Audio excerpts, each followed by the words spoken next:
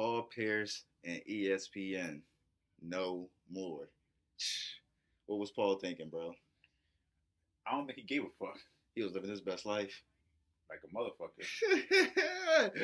Who do you got as the favorites in the West? Or who do we have as the favorites in the West where they're getting so tight right now?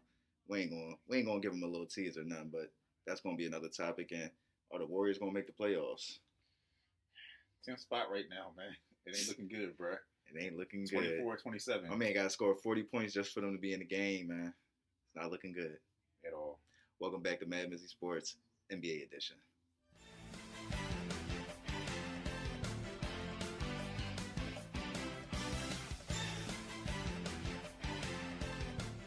What up, squad?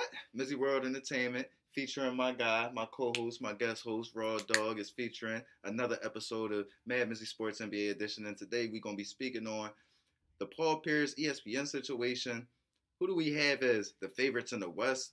And what is going on with the Warriors, and will they make the playoffs this year? Started off not NBA, but ESPN and Paul Pierce.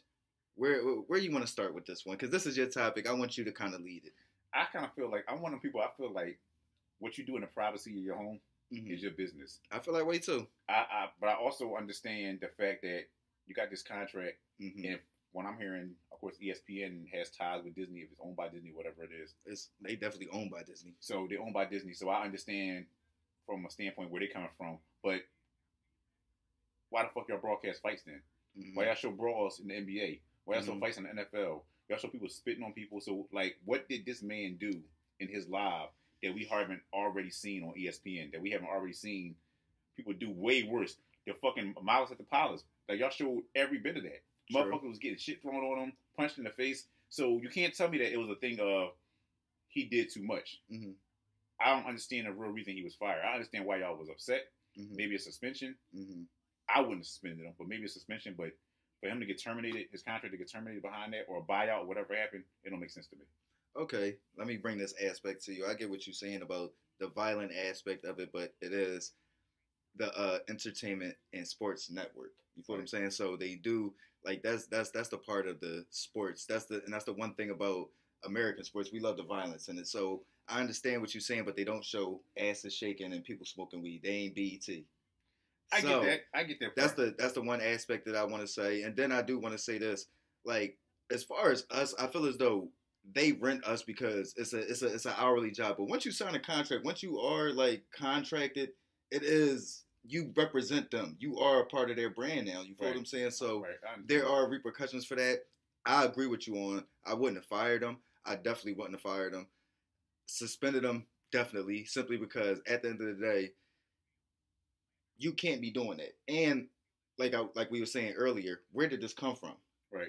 It's like, bro, you're a clean cut dude, and for you to turn veer left like that, we gotta send a message. As far as what me, I would have said, we gotta suspend you, get you out of here. We'll bring you back for the playoffs, get you out of here for the rest of the season. Chill.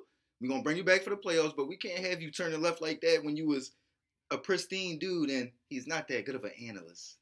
But I don't know if he was really walking a thin line with ESPN or not. Because, I mean, they didn't fire him just because he's not a good analyst and he just didn't like that. But I don't know if he was, like, walking a thin line, but I do think it was kind of extreme to go immediately into termination, especially with this being one and only incident. So I feel like it could, like, to piggyback on that, it could have been like a backdrop thing. Where it could have been a thing where maybe he did come into the studio smelling like weed before. Maybe he has been accused of other stuff on the set before. And they've been keeping it quiet. Keeping it quiet, like, all right, this is the last straw because we see where this is going to go, or we see where this could go. You know what I'm saying? We don't know what the situation was. The background story. That's kind of like a double-edged sword. That's why you give more to the story or you leave the situation alone. Because, like, now people looking at it like, this is why y'all terminated this man's contract. Because even though they want to admit, other athletes is probably looking at this shit like that was wrong. You know what I'm saying? Even motherfuckers that Paul Pierce probably talk shit about, that was wrong. You know what I'm saying? So we don't really know the full story. It could be a whole bunch of stuff added to that. He could have been skating on thin ice, like you said. Right. I just feel like the termination was a little far. You know what I mean? We agree on that the termination was a bit much, but I would like to see what other analysts have to say, especially people like Jalen Rose, on the situation, and that handling of it. You feel what I'm saying? Yeah. I want to see what they got to say on that moving forward. But let's not touch into the West just yet. Let's touch into, are the Warriors going to make the playoffs and what's going on with them? No, well, at this point, you're 24 and 27. You about 13 games back from number one, obviously, and you about four. I don't even know why you brought that up. You being generous by bringing up number one spot. Yeah, exactly. I'm just saying. And then you 4 games out of even 4 or 5 games out of even being in the 7th or 8th spot. Like you just you're far back. They far back. I mean, 4 or 5 games isn't hard to make up. I think to get into. I think they only about 4.5 out of the 6th spot that gets you clear. Mm-hmm. But I mean, it's a long stretch, and they've been on a losing streak lately. But go ahead. I just feel like it's a tough hill to climb, man. Mm-hmm. When you got somebody that got to score 40, 45 points for you to actually even be in the game. Mm-hmm.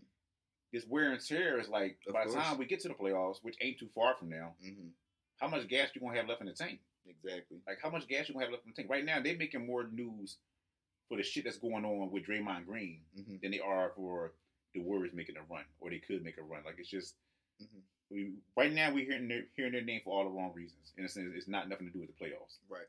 And I don't think it's necessarily the wrong reasons, but it's being put out there in a negative light, especially as far as when you playing basketball, you want the stories and the headlines to be about basketball. Right. If it's not about that, or you having kids, or something successful, you signing a new contract, it's negative.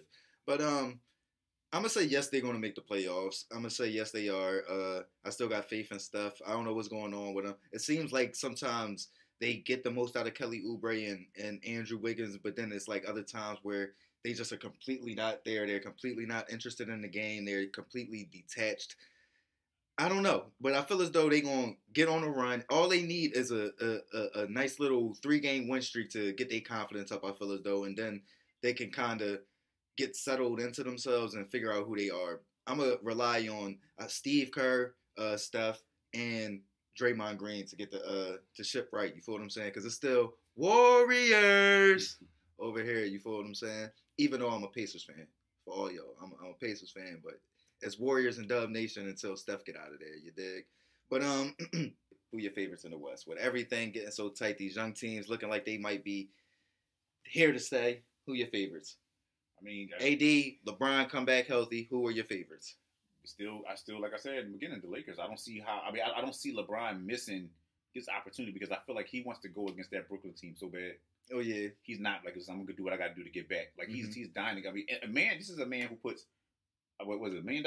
Invest $1 million a year. $1 million a year into his health and body. Into his health and body. So I don't see somebody with that kind of passion for the game not trying to get back to the finals. You know what I'm saying? Not trying to get, and like I said, I feel like he want to face this Brooklyn team bad as shit. Right. I agree. I'm going to still say the Lakers, but I'm going to say it's not going to be easy. It's not going to be a cakewalk, and AD and LeBron have to get back immediately. They got to get back in the game shape immediately. It's not going to be a cakewalk. And if the Warriors do sneak into the playoffs, and not only that, if they keep falling, I don't really think they want to face one of those top teams in the first round. They don't want to face one of those top 4 teams in the first round, in my opinion. I don't think they want to face the Suns, the Jazz, maybe the Jazz, but I don't think they really want to face the Suns, the Clippers, or the Nuggets. I mean, or the Nuggets in the first round.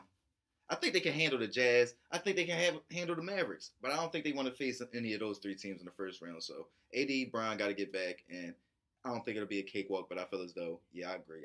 I still stick with the Lakers that's coming out of the West as long as AD and Bron come back healthy. You dig what I'm saying? But let us know what y'all think, man. Y'all know what it is. MadMizzy Sports NBA edition. Oh man, what a good job. What was ESPN doing? Do y'all think they went too far? Was Paul Pierce on thin ice? What was going on with that? Then are the Warriors going to make the playoffs? What's going on with them?